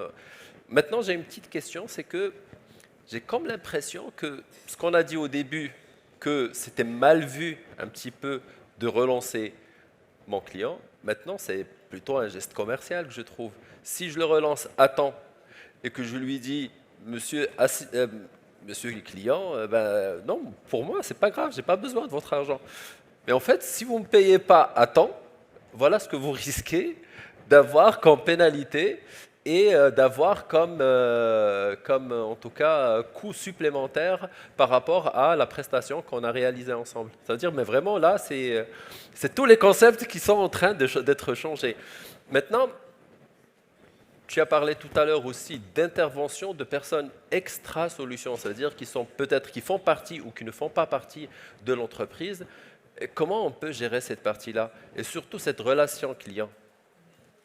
Alors, effectivement, j'ai parlé d'entrer dans le monde d'aujourd'hui, pas dans le monde de demain. On l'a vu tout à l'heure avec Doing Business. Effectivement, le Maroc a la prétention et se donne les moyens de cette ambition d'être vraiment leader sur la scène internationale au niveau économique, en termes également de rapatriement d'investissements directs à l'étranger. Et lui-même est pourvoyeur d'une part considérable d'impact, enfin d'investissement direct sur notamment le continent africain. Et pour ce faire, tout à l'heure, on a vu que l'un des principaux points concerne justement cette capacité à pouvoir gérer son insolvabilité. Et c'est pour cela que ça a été dit, redit, et c'est extrêmement rassurant qu'aujourd'hui, vraiment, il y a toute cette pédagogie qui est faite de dire qu'aujourd'hui, la culture cash, elle doit s'infuser directement au cœur de l'entreprise et vraiment concerner l'ensemble des parties prenantes. Et donc, de pouvoir, à travers, bien entendu, vous êtes les premiers porteurs des sujets, à travers les services financiers, cette gestion des risques, tout ce qu'on parlait tout à l'heure, la capacité à pouvoir cartographier les risques. C'est également le service commercial. Tout à l'heure, je crois que Abdallah en a parlé en disant que c'est un critère à la négociation, au même titre que les commerciaux doivent négocier le pourcentage de remise, doivent négocier le volume d'achat et ainsi de suite. Ils doivent négocier les délais de paiement. Ça devient un critère à part entière dans le cadre de leur négociation commerciale. Et a fortiori, la direction générale. La direction générale doit être le sponsor, doit être celui qui porte définitivement cette politique et cette loi des délais de paiement. En fait, je pense, excuse-moi d'intervenir sur ce point, je pense que c'est aussi votre rôle. On a dit il y a une grande majorité de dirigeants et de la DAF. Je pense actuellement, parmi les premières actions, Abdallah tout à l'heure, il en a pointé quelques-unes, mais c'est de mobiliser vraiment tout le monde dans l'entreprise. Ça va de la personne qui reçoit la marchandise et fait ce petit cachet de BL, parce qu'avant, limite, je ne vais pas dire qu'il valait rien, mais c'était un petit cachet, voilà, on a bien reçu les choses, on va traiter. Mais non, mais vraiment, aujourd'hui, ce cachet, il fait le top départ du chrono. Du coup, il faut vraiment faire attention et vraiment embarquer tout le monde, que ce soit le commerce, que ce soit les achats, que ce soit même les gens, si vous avez des directions juridiques ou des consultants sur ce volet-là, il faut vraiment les embarquer et traiter ces éléments un par un. Exactement. Et quel est le meilleur moyen en réalité pour vraiment aller jusqu'au bout de cette fameuse chaîne de valeur dont on a parlé tout à l'heure? Eh bien, c'est de pouvoir jusqu'à outiller vos propres clients et de mettre à disposition un outil qui leur permette réellement de s'approprier l'ensemble de leurs factures et de s'assurer effectivement du bon paiement. Alors nous, on est super contents parce qu'on vous présente en avant-première pour Sage Maroc le portail qu'on a mis en place. Donc ce portail client, une single page, c'est-à-dire que sur une seule page, vous avez l'exhaustivité, votre client aura l'exhaustivité des informations qui le concernent. Vous allez pouvoir retrouver, il va pouvoir retrouver l'ensemble des coordonnées, que ce soit les vôtres ou celles qui le concernent. Il va retrouver l'ensemble des informations qui le concernent, c'est-à-dire le montant du chiffre d'affaires qu'il génère avec vous, le montant effectivement de ses promesses. Il va retrouver l'ensemble des écritures de ses factures, qu'elles soient d'ailleurs ouverte ou fermée. Il pourra voir à quel moment a été enregistrée la date de paiement. Bien entendu, la première des choses, il pourra télécharger l'ensemble de ses factures pour les avoir à portée de main en un clic, mais il pourra aussi et surtout interagir avec vous. Il aura un suivi de son dossier, donc sur un certain nombre de critères qui pourront être « je viens enregistrer une promesse de règlement »,« je demande un échéancier », je viens informer sur un dysfonctionnement. On en a beaucoup parlé sur les causes de blocage de paiement. Et là, par exemple, vous voyez que le client vient saisir sa promesse de paiement directement au sein de ce portail. Il va venir commenter cette promesse-là. Et donc, cette information sera directement enregistrée côté Sage et Loficash pour que le gestionnaire puisse procéder à sa validation. Donc là, on retrouve les éléments. On voit qu'il a automatiquement l'information qui est remontée sur son portail, avec ces dossiers en attente. Et là, on est côté Sage et Loficash. Dans le centre de notification du gestionnaire, il a cette fameuse demande. Il va pouvoir retrouver le commentaire, l'ensemble des informations, décider de la rejeter ou de la valider. Il la valide, en l'occurrence, elle est donc clôturée. En 3 clics, vous avez géré sa demande de promesse de paiement. Et là, effectivement, votre client retrouve les informations. Autre exemple, nous avons ici un dysfonctionnement, ce qu'on appelle les fameux incidents de cause de non-paiement. On parlait tout à l'heure de conformité. Là, le client a enregistré un certain nombre d'informations. Il a rajouté une pièce jointe qui directement se retrouve côté gestionnaire, donc côté utilisateur chez vous, avec l'ensemble des informations. Il a demandé des informations complémentaires et c'est reparti côté client. Il a directement l'information à traiter. Il apporte à ce moment-là les informations complémentaires. Et donc, on peut faire comme ça un certain nombre d'échanges sans avoir à prendre le téléphone, envoyer un email, sortir de la solution. Vous avez la totalité. Quand vous êtes dans Sage et Loficash, vous avez le portail pour vos clients, vous retrouvez l'ensemble des informations. Et là, par exemple, vous pouvez, vous, à l'intérieur de votre entreprise, transmettre les informations et demander à la comptabilité de venir modifier la facture dans le cas de l'espèce, en rajoutant le numéro de PO. Et là, on retrouve la totalité des informations sur le portail. Et donc, vous voyez que un outil comme celui-ci permet d'interagir et de s'assurer effectivement d'une parfaite liaison et d'une parfaite continuité dans le cadre de la gestion du poste client. Alors, ce qui est le fameux, je trouve pas la facture ou j'arrive pas à la voir. Ou... C'est bon, c'est fini ça? Ce sera fini avec ce type de solution. Rapidement, et je vais m'arrêter là, on l'a vu tout au long de cette session, vous êtes orienté aujourd'hui, vous avez des objectifs de performance, vous avez des objectifs de gestion de votre cash, et à travers effectivement ce qu'on a dit, le fait de venir digitaliser l'ensemble de cette chaîne, vous outiller, faire en sorte que l'ensemble de ces process, tout à l'heure Abdallah en parlait, il disait process, data, outils. Le process, vous en êtes responsable. La data, vous la détenez à travers les outils. Et aujourd'hui, avec des offres comme celles que nous avons, nous permettons aux entreprises d'être centrées sur leur cœur business et de pouvoir procéder à ce que l'ensemble de l'organisation et des processus de l'entreprise soient parfaitement efficients. Merci beaucoup Najat, merci beaucoup Richard. Je vous remercie pour ces éclairages. On a besoin de Mehdi tout de suite, mais je pense que là, ce qu'on va essayer de faire, c'est que comme tu me tends une très très belle perche, c'est on essaiera un petit peu de boucler cette boucle-là et de clôturer le sujet autour de la loi de délai de paiement avec, bien sûr, l'utilisation, tu as parlé tout à l'heure, de data et d'outils. C'est là où j'appelle... Mehdi, tu sais, on a cru que tu nous as boudé et que tu reviens pas. Finalement, tu es là. Merci beaucoup. Merci beaucoup Najat, merci beaucoup Richard. Beaucoup.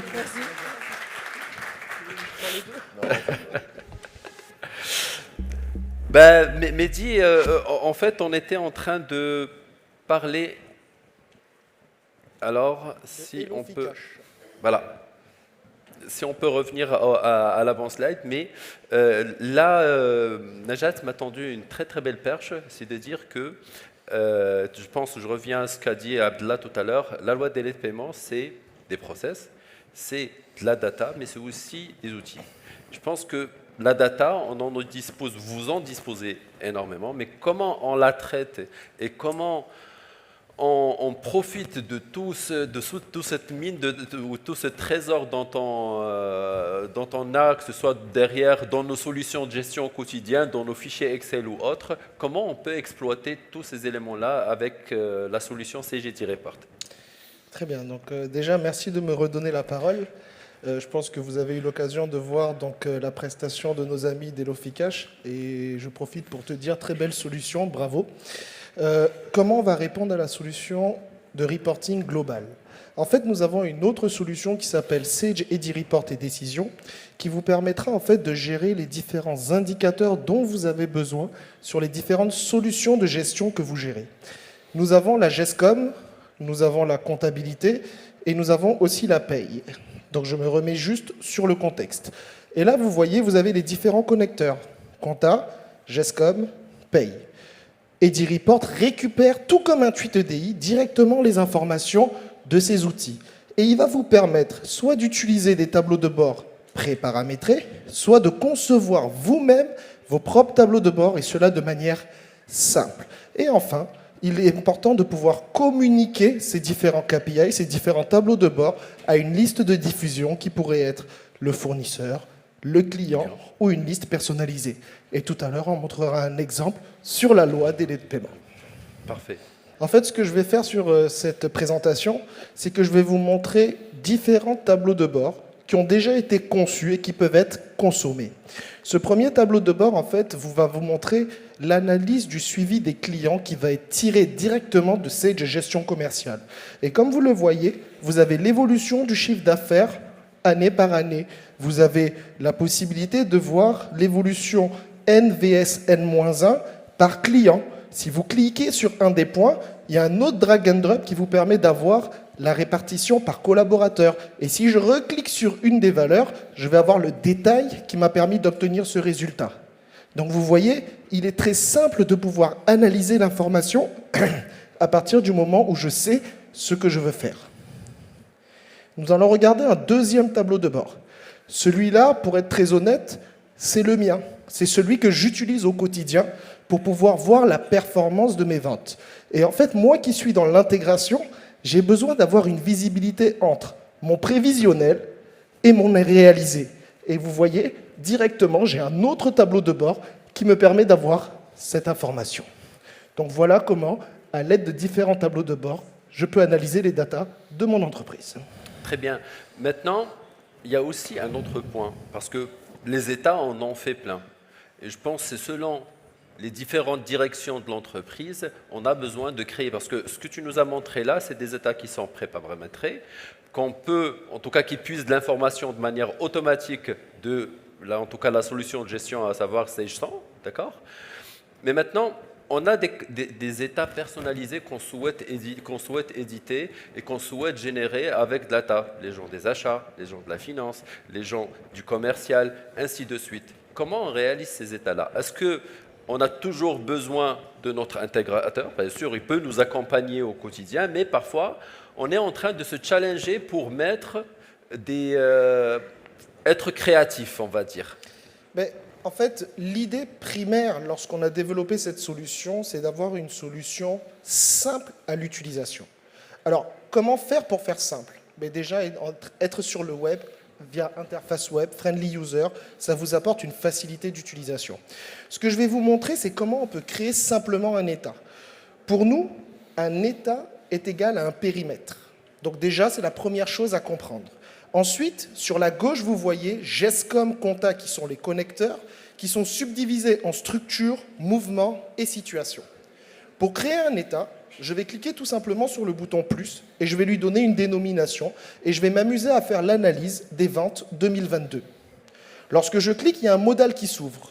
Sur la gauche, pour ceux qui connaissent la gestion commerciale, vous avez les différents domaines de votre GESCOM, les ventes, les achats et les stocks. Au milieu, vous avez les 4 étapes qui vous permettront de réaliser un état. Je choisis des colonnes, je prends des informations complémentaires. Pour faire une analyse, il me faut des dates, des périodes, donc je vais les chercher dans les filtres globaux. Et je peux faire des filtres de données pour filtrer sur une famille, un client, un dépôt ou quoi que ce soit.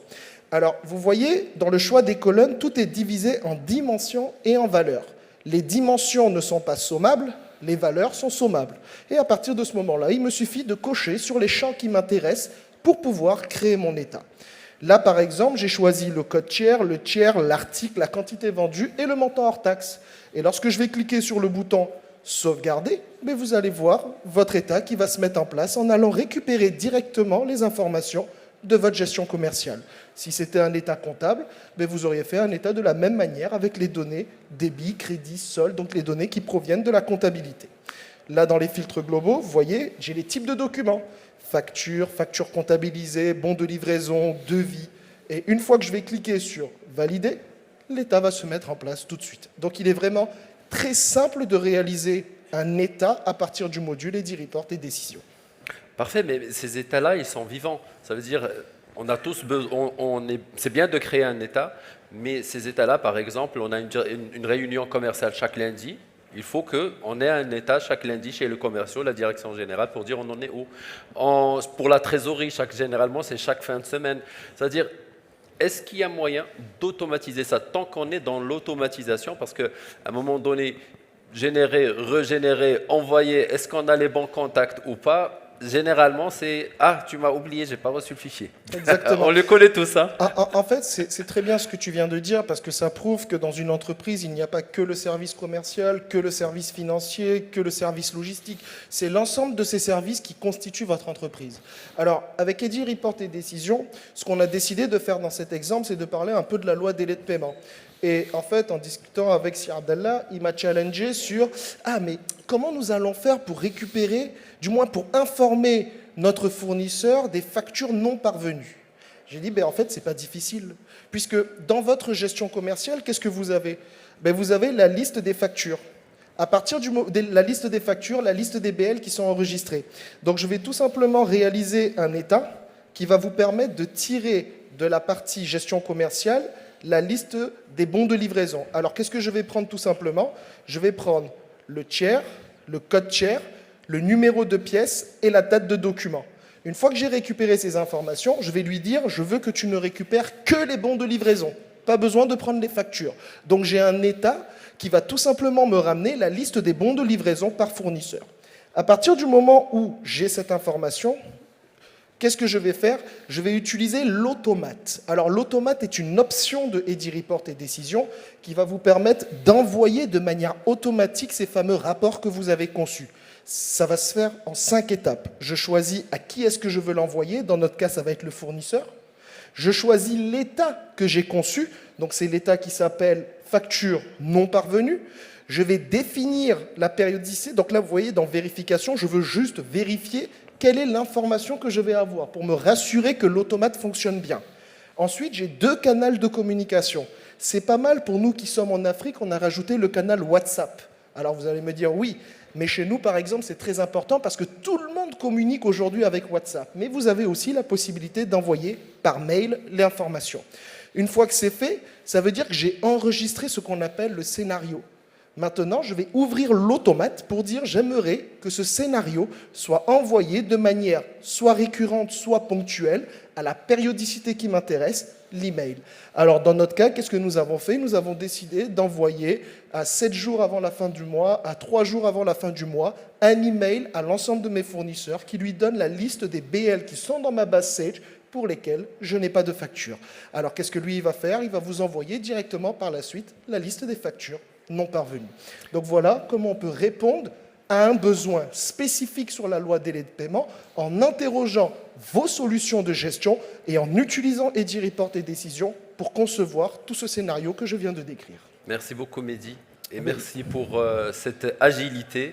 Alors merci à vous tous. Par contre, est-ce qu'il y a des questions? Je sais qu'on a un petit peu débordé côté timing, mais on prendrait vos questions, que ce soit sur les différents volets évoqués, le volet déclaratif, le volet reporting ou la partie recouvrement. Alors, oui, on prend in et on me signale que certainement ça va être la dernière. Excusez-moi. Bonjour tout le monde. J'ai juste une question. On prend une entreprise qui réalise un chiffre d'affaires entre 10 millions et 50 millions. Alors, elle est concernée par l'état de paiement de 1er janvier 2024, c'est bien ça. Qu'en est-il pour le stock des factures qui n'ont pas été réglées à la date du 1er janvier 2024? Est-ce qu'ils vont prendre en considération dans la déclaration ou non? Effectivement, non. En fait, toutes les factures reçues à partir du 1er janvier, c'est elles qui entrent. Celles qui sont antécédentes, elles ne sont pas prises en compte pour le moment. Et donc, quel que soit le délai de règlement. Exactement, exactement. Ça, Merci. c'est une problématique. Merci beaucoup. Merci pour votre fidélité. Alors, avant de vous libérer, je vous invite encore une fois à scanner, en tout cas, le QR code qui est ici dans votre badge, de nous donner votre avis, en tout cas, sur le contenu, sur le déroulé, et bien sûr, participer à la tombola qui va se dérouler tout de suite. Je vous invite à nous rejoindre à un cocktail dînatoire tout de suite, et merci beaucoup encore.